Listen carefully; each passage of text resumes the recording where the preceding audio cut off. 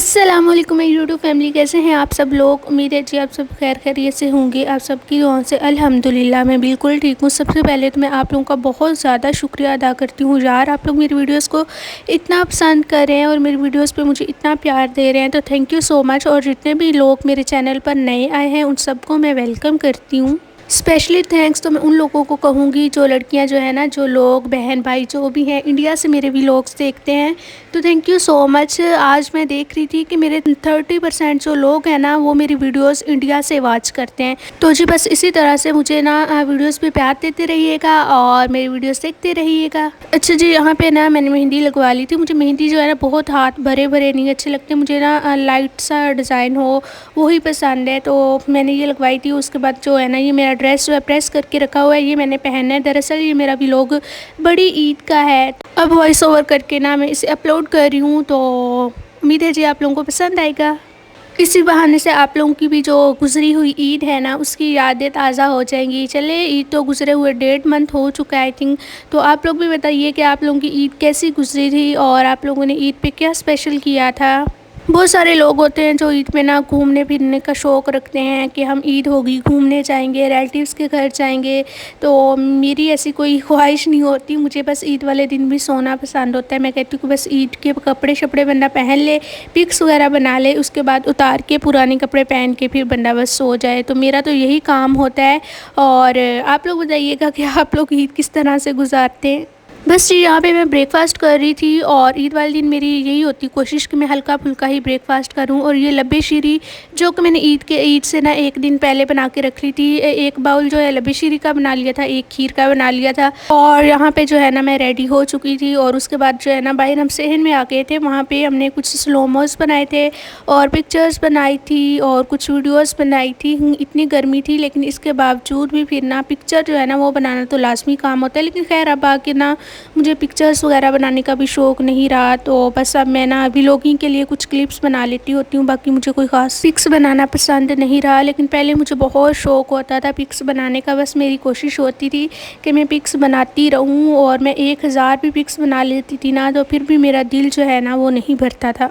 खैर जी, ईद वाले दिन मैंने बिरयानी बनाई थी और फिर शाम के टाइम मैंने बिरयानी खा रही थी और एक हाथ से मैंने कैमरा पकड़ा हुआ था और एक हाथ से मैं खा रही थी, तो आधे चावल जो है ना ट्रे में ही गिरे थे। उसके बाद नेक्स्ट डे हमने जाना था खाला के घर और फिर एटीएम में आए थे, कुछ पैसे वगैरह निकलवाने थे। बस ये फिर पैसे वगैरह निकलवा लिए थे और वहाँ हम गए और फिर वापस भी आ गए। और रात को फिर हमने टिक्का पार्टी की थी। हमारे घर यही होता है कि ईद वाले दिन ना रात के टाइम टिक्का पार्टी होती है। छोटी ईद पे जो है हम चिकन के टिक्के बनाते हैं और बड़ी ईद पे बीफ मटन जो भी जिसकी भी कुर्बानी हो उस जानवर के फिर हम टिक्के बनाते हैं। तो भाई हम सब जो खाने वालों में से होते हैं और जो टिक्के वगैरह बनाते हैं वो मेरे हस्बैंड हैं, वही बनाते हैं और वही अच्छे से बना सकते हैं। उन्हें आइडिया होता है कि इतनी देर में जो बोटियाँ गल जाती हैं या नहीं, और किसी को घर में नहीं बनाने आते।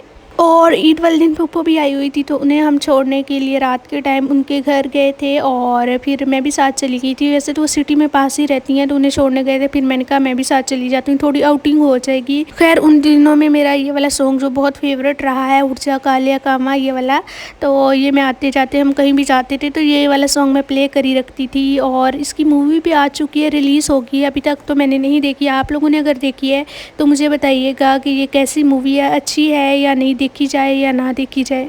खैर जी, ईद का दूसरा दिन स्टार्ट हो चुका था और ईद के दूसरे दिन ना शाम को मैं अम्मी के घर आ गई थी और आने से पहले चपली कबाब वगैरह हमने बनाए थे। चलें जी अब वीडियो के मेन टॉपिक के हवाले से बात कर ली जाए। तो कल ना मैं बैठी हुई थी, अम्मी से मैंने पूछा कि अम्मी वो जो हमारे हमसाए हैं उनकी जो बहू थी वो काफ़ी बीमार थी, तो वो अब ठीक हो गई है या नहीं। तो अम्मी ने बताया कि उसकी तो डेथ हो गई है और उसका जो शौहर है उसने तो दूसरी शादी भी कर ली है। उसकी जैसे डेथ हुई थी उसके 2-3 महीने बाद ना उसके शौहर ने दूसरी शादी कर ली थी।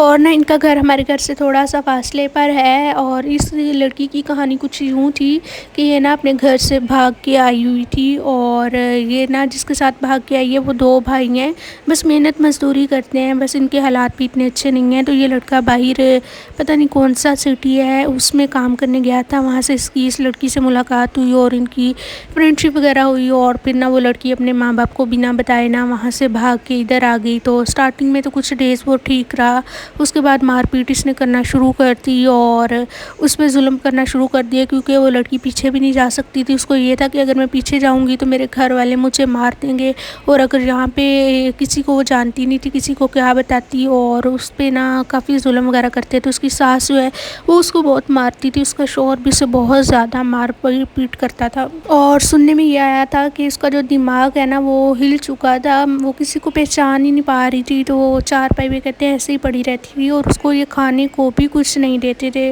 तो इस तरह से ना एक दिन अम्मी लोगों को ना किसी ने ऐसे बताया कि उनकी बहू जो है ना काफ़ी बीमार है।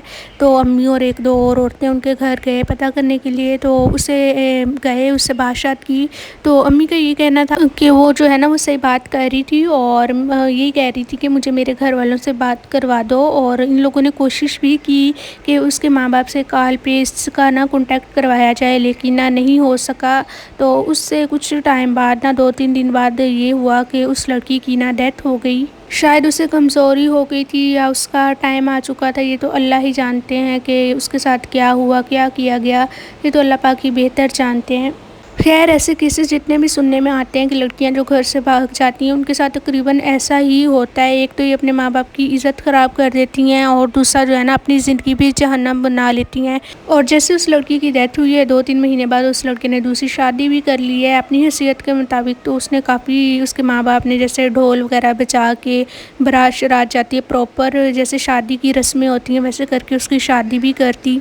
बस उस लड़की को भागकर घर से क्या मिला, कुछ भी नहीं, सिर्फ जुल्म ही जुल्म उसने सहे। और उसके बाद मौत को उसने गले लगा लिया।